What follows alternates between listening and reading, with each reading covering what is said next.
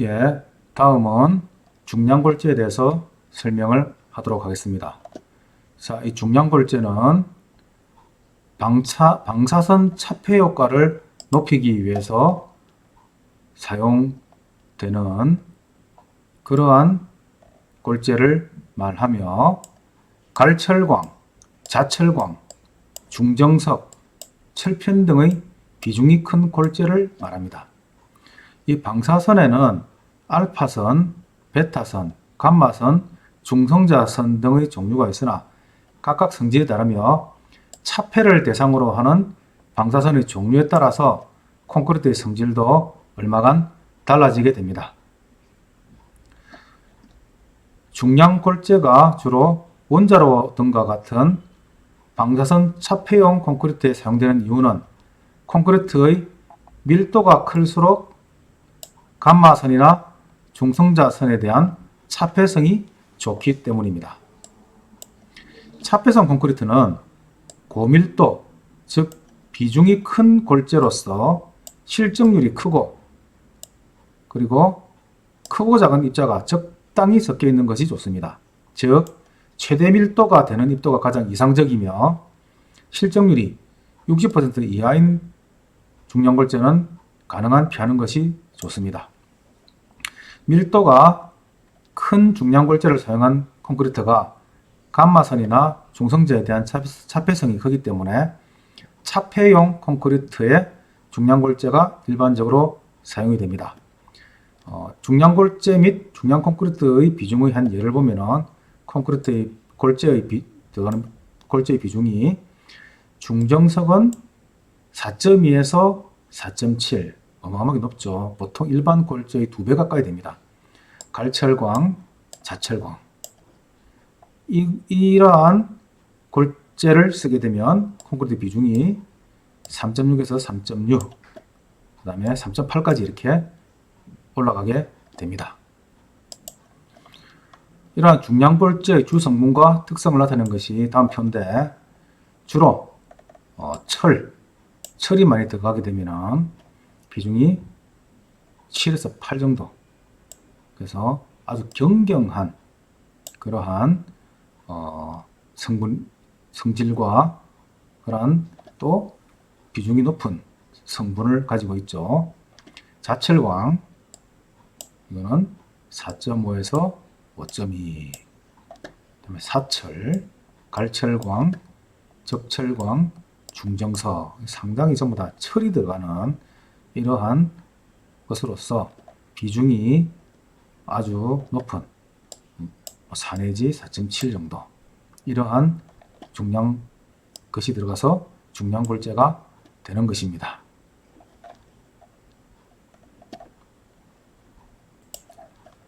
다음은 부순돌에 대한 설명을 하도록 하겠습니다. 부순돌은 크러쉬 스톤으로 쇠석이라고 하죠. 이 부순돌은 호박돌이나 폭파에 의해 채굴한 암석을 파쇄기로 파쇄하여 채로 쳐서 분류한 골재를 말합니다. 부순돌이 강자갈과 다른 점은 각의진 모양이 거친 표면 조직과 풍화함이 섞여 있기 쉬운 점입니다.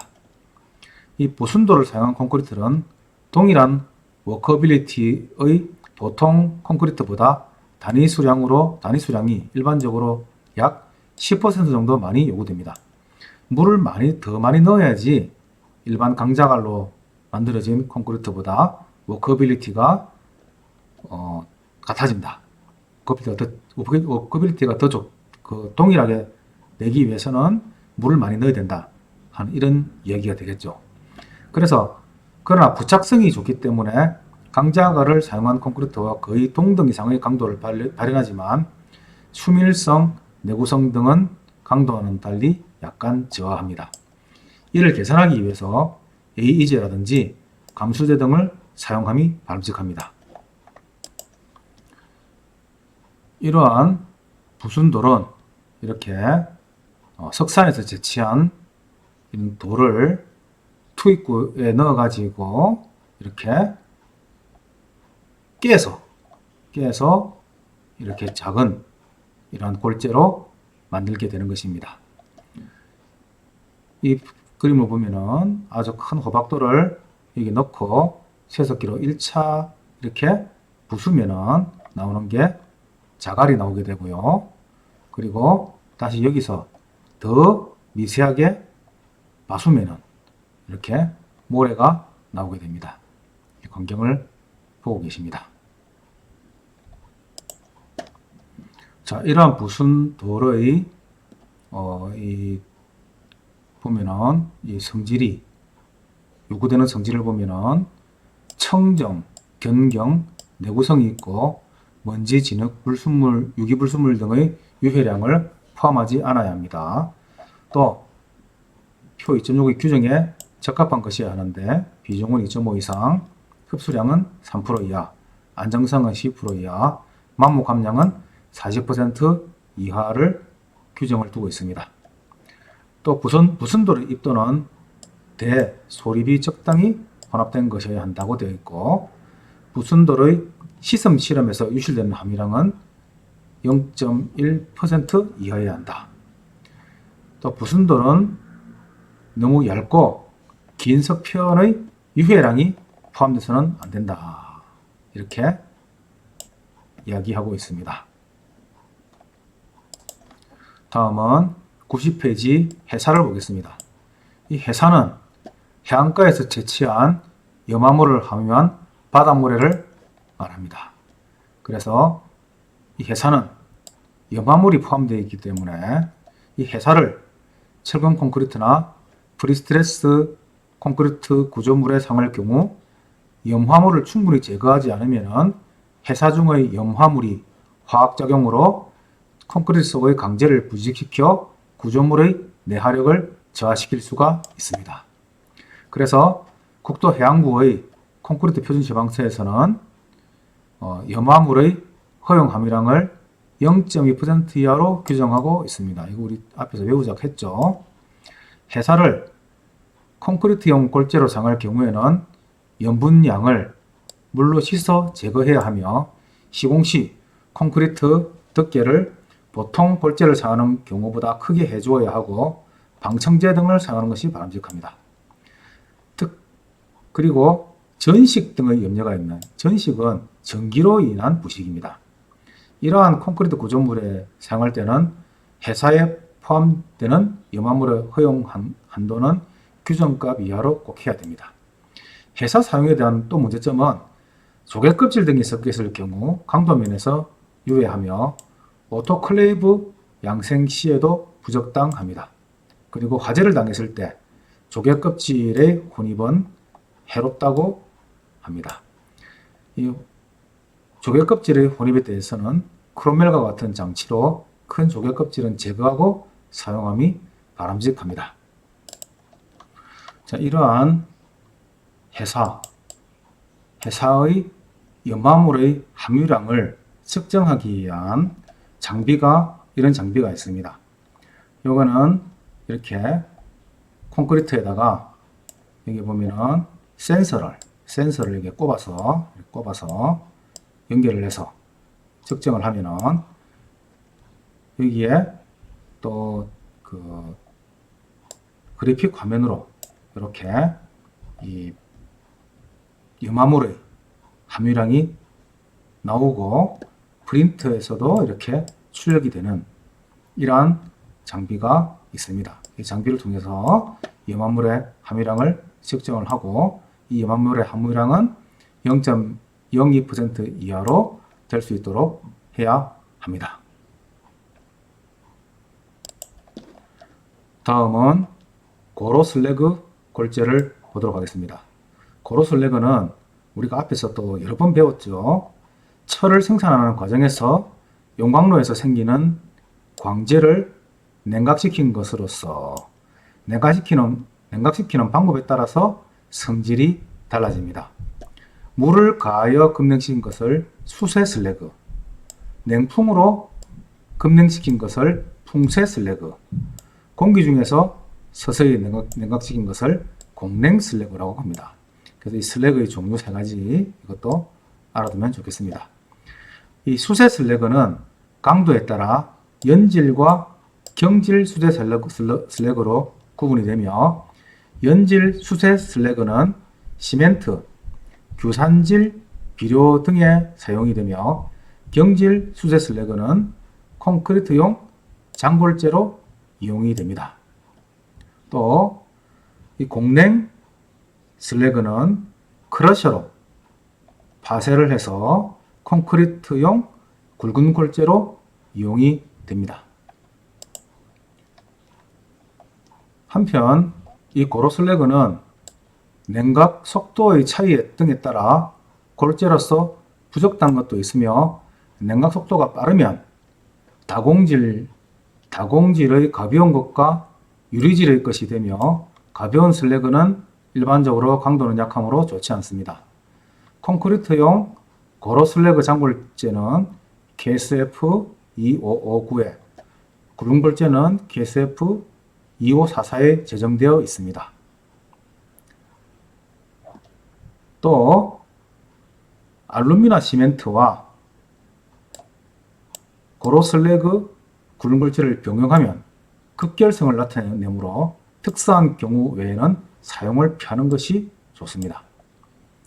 고로 슬래그 장골재는 우리나라에서 아직 단독으로 장골재로 사용된 예가 없지만 외국에서는 장골재로서 단독으로 쓰여지는 경우도 있습니다. 실제 사용 예에서는 입도 조정이나 함유율을 염화물을 함유량의 저감 등의 목적으로 바닷모래나 산모래 등의 20에서 60%의 고로 슬래그 장골재로 치환하여 사용하는 경우가 많습니다. 또 전로 슬래그나 전기로 슬래그 등의 제강 슬래그로 만든 굵은 골재는 고로 슬래그 굵은 골재와는 달라서 불안정하므로 콘크리트용 골재로 사용해서는 안 된다고 합니다. 자, 고로 슬래그 굵은 골재의 분류를 보면은 A와 B를 이렇게 분류하고 있죠. 자, 다음은 순환골재를 보도록 하겠습니다. 자, 순환골재는 재생골재라고도 얘기합니다. 그래서 재생골재란 말이 어감이 안 좋아서 순환골재란 말로 바꾸어서 사용하는 경우가 많죠. 이 순환골재는 폐콘크리트의 파쇄 처리를 거쳐 생산된 골재라고 하는데 이것은 국토교통부 장관이 정한 콘크리트용 품질 기준을 만족하는 골재를 말하게 됩니다. 자, 그림에서는 콘크리트용으로 사용되는 순환골재의 예를 나타낸 것인데 이 순환골재는 일반 골재에 비하여 부착 모르타르의 다공성 때문에 흡수율이 높고 비중이 낮습니다. 따라서 콘크리트 배합 시 상대적으로 많은 양의 배합소를 흡수하기 때문에 순환골재 사용 콘크리트가 일반 골재 사용 콘크리트와 동등한 수준의 워커빌리티를 확보하기 위해서는 더 큰 단위 수량이 요구된다는 점에서 배합 설계 시 주의가 요구가 됩니다. 건설 폐기물의 약 3분의 1이 폐콘크리트가 차지하는 것으로 추산되며 폐콘크리트는 주로 노후된 구조물의 재건축이나 도시의 재개발을 위하여 기존 콘크리트 구조물을 해체할 때 발생하는 것으로 대부분 매립하거나 도로 노반재나 뒷체험재 등으로 사용해 왔습니다.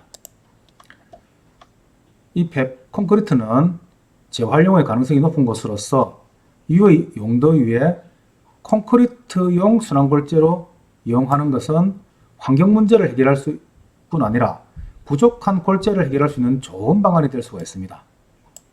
그러나 이 순환골재를 사용해서 콘크리트를 했을 때 강도라든지 또는 여러 가지 내구성의 문제를 해결할 방법이 없기 때문에 그동안에는 순환골재를 많이 이용하지 못했습니다.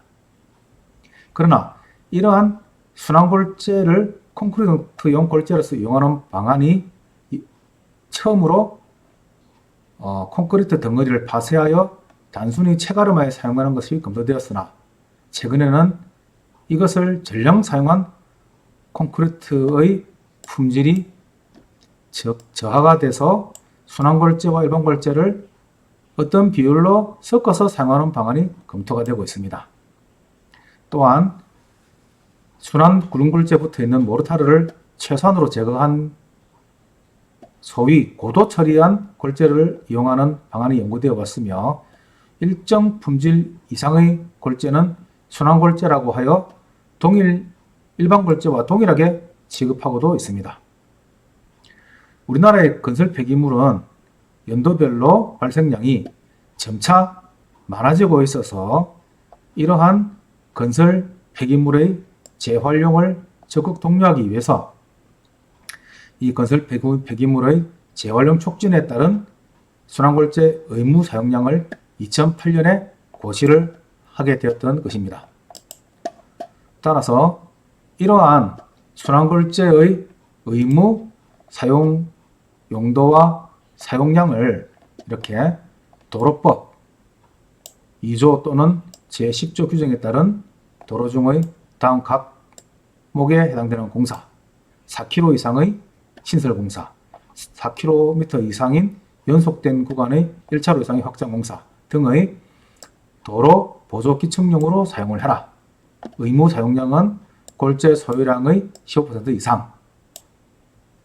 그리고 국토 계획 및 이용에 관한 법률 시행령에서 일반적인 일반도로, 자동차 전용도로, 보행자 전용도로, 자전거 도로 등에서 또 도로 보조기층용으로 써라.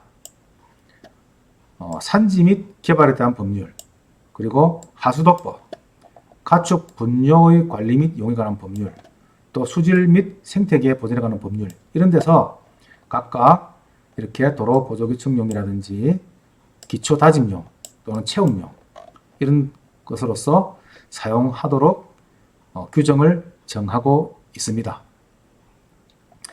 그러나 이 순환골재를 사용하면은 콘크리트 성질에 대해서 특별히 어떤 고려될 점이 있기 때문에 이러한 고려될 점을 잘 보고 또 이렇게 이 방법을 이용해서 순환골재를 사용하면은 어느 정도 순환골재를 사용한 약점을 보완할 수가 있습니다. 콘크리트의 단위 수량이 크게 되는 경우이기 때문에 적절한 A 감소제를 이용한다. 다음에 순환 굵은골재를 30% 정도 대체하고 장골재로서 천연모래를 사용한 콘크리트는 보통 굵은골재와 천연모래만을 사용한 콘크리트와 큰 차이가 없다고 합니다. 또 순환 장골재 또는 순환 굵은골재를 단독으로 사용한 콘크리트는 일반적으로 단위 수량이 커지게 되죠. 그리고 같은 물 결합재 비의 보통 콘크리트에 비해서 강도와 탄성 계수가 작고 수축이 크며 동결용의 저항성도 작기 때문에 버린 콘크리트로 사용하는 등 사용 장소에 신중히 선정해야 한다고 되어 있습니다. 또 고도 처리한 순환 굵은골재를 이용한 콘크리트는 일반적으로 같은 물 결합재 비에서의 강도가 일반 골재를 사용한 콘크리트와 큰 차이가 없는 것으로 보고되어 있습니다. 자, 다음은 그림 4.14와 같이 파쇄 공정에 따른 순환골재 생산을 나타내고 있는데, 자, 모 콘크리트를 이렇게 집어넣어 가지고 조 크러셔로 이렇게 깨고 임팩트 크러셔로 한 번 더 깨고, 그래서 여기서 또 잘게 깨어진 장골재가 약 40% 정도 나오게 됩니다. 다시 이거를 또 나머지 60%의 굵은골재가 나오게 되는데, 이걸 다시 또 기계적으로 분쇄하게 되면은 또 장골재가 나오고 일부 굵은골재가 나오게 되죠. 또 이걸 다시 기계적으로 분쇄하면은 또 장골재와 굵은골재가 이렇게 나오게 됩니다. 그래서 나온 이 굵은골재는 이렇게 생겼죠. 보면은 여러분들 요즘에 많이 사용하고 있는 그러한 순환골재의 모습을 보고 있습니다. 이러한 그 건설 폐기물, 그래서 이 중간 처리업체에서 또는 재활용 신고자에게서 건설공사에 발생되는 건설 폐기물에 대해서 1차에서 6차의 공정을 거쳐 순환골재를 생산하는 이러한 요즘에 건설 폐기물을 가지고 순환골재 생산하는 이러한 것은 정부에서 많이 이렇게 뒤에서 보조도 해주고 이렇게 많이 권장을 합니다. 이 다음 이 그림은 순환골재가 생산되는 모습을 보여주고 있는데, 건설 폐기물을 이렇게 백호를 통해서 투입을 하게 되면은 1차 분리 선별을 하죠. 입도 선별을 합니다. 그리고 또 아까 그림에서 본 같이 더블 조 크러셔로 이렇게 파쇄를 하게 되면은 여기서 또 다시 분리 선별을 하게 되고, 이 컨베이어 벨트로 쭉 나오는 것들을 또 이렇게 크러셔로 다시 또 파쇄를 하게 됩니다. 그리고 또 분리 선별을 하게 되죠. 또 컨베이어 벨트를 통해서 이렇게 나오게 되는 것을 선별 및 또 세척을 하고, 또 다시 4차로 수직형 크러셔로 또 파쇄를 하고, 이렇게 해서 순환모래가 생산이 됩니다. 상당히 많은 공정을 거쳐가지고 이렇게 세척과 선별을 거쳐서 생산되는 모래는 고도 처리화가 되면은 일반 모래와 크게 다르지 않게 쓸 수가 있는 것입니다. 자, 다음은 골재의 저장과 취급에 대해서 말씀드리겠습니다. 자, 골재는 취급 시 다음과 같은 사항을 주의해야 됩니다. 장골재, 굵은골재 및 종류와 입도가 다른 골재는 각각 따로 구분해서 저장을 해야 됩니다. 굵은골재의 최대 치수가 65mm 이상인 경우에는 적당한 채로 2종 이상으로 체감하여 따로따로 저장해야 합니다. 골재의 받아들이기 또는 저장, 취급에 있어서는 다소의 골재가 분리하지 않도록 먼지, 잔물이 혼입되지 않도록 주의해야 하며, 또 굵은 골재의 경우에는 골재알이 부서지지 않도록 설비를 정비하고 취급 작업에 주의해야 합니다. 골재의 저장 설비에는 그 용량에 맞게 적절한 배수 시설을 설치하고 표면수가 균일한 골재를 사용할 수 있도록 하며, 또 받아들여진 골재를 시험한 후에 사용할 수 있도록 되어 있어야 합니다. 겨울에는 빙설의 혼입 또는 동교를 방지하기 위하여 적당한 시설을 갖추고 이를 저장해야 됩니다. 또 여름에는 골재의 건조나 온도 상승을 방지하기 위하여 일광의 직사를 피할 수 있는 적당한 시설을 갖추고 이를 저장해야 됩니다. 자, 다음은 물에 대해서 또 이야기해 보도록 하겠습니다. 자, 물은 콘크리트 제조 시의 혼합 용수는 시멘트와의 수화작용으로 응결 경화하고 강도를 정지시키므로 물이 콘크리트의 강도와 내구성에 미치는 영향은 매우 크다고 하겠습니다. 따라서 물은 기름, 산, 염류, 유기물 등의 콘크리트의 품질에 영향을 주는 물질의 유해량을 함유하지 않은 깨끗한 물이어야 합니다. 해수는 철근 또는 PSC 강선을 부식시킬 염려가 있으므로 철근 콘크리트의 혼합수로 사용해서는 안 됩니다. 콘크리트의 혼합수로서는 수돗물, 하천수 또는 호소수 등을 사용할 수 있으나, 만약에 공장 폐수 등으로 오염된 하천수, 호소수, 저장수 등을 이용하게 되면 황산염, 그 다음에 유화물, 동산염, 탄산염, 아연, 구리, 주석, 망간 등의 화물이나 알칼리성 등의 무기질 및 당류, 펄프팩, 부식물질 등의 유기물이 함유되어 있을 수가 있습니다. 따라서 이 적은 양이라도 이와 같은 물질을 함유하는 물을 혼합수로 사용하면 콘크리트의 경화, 강도의 발현, 최적 변화, 백화, 워커빌리티 등에 나쁜 영향을 미치는 수가 있습니다. 따라서 이와 같은 오염의 염려가 있는 물을 사용하고자 할 때는 물을 화학적으로 분석하여 유해물의 함유량을 조사하고 지금까지의 실험 결과와 비교하여 사용 여부를 판단해야 하며 또한 오염된 수질은 응결을 지연시킬 수 있으므로 응결 시험도 해야 합니다. 한편 설탕, 아미니유, 탄닌, 글리세린 등을 포함한 물은 콘크리트의 강도 발현에 크게 영향을 주므로 주의가 요망됩니다. 표 4.29를 보시면 이렇게 한천이나 탄닌, 글리세린, 아미니유, 설탕 이런 것들이 함유되어 있는 경우에 7일에서 28일 압축 강도를 보면은 압축 강도가 함유된 경우에 이렇게 만약에 0.14%가 함유량이 되면은 이렇게 강도가 훅훅 떨어지는 이러한 현상을 볼 수가 있습니다. 그래서 1.0이 됐을 때는 한천이 거의 1%가 들어가면 강도가 0이 되고 또 예를 들어서 설탕이 1%가 들어가면 압축 강도는 0이 되는 7일, 28이 0이 되는 이러한 사태가 벌어지게 되니까 이러한 불순물이 콘크리트에 영향을 미치지 않도록 해야 합니다.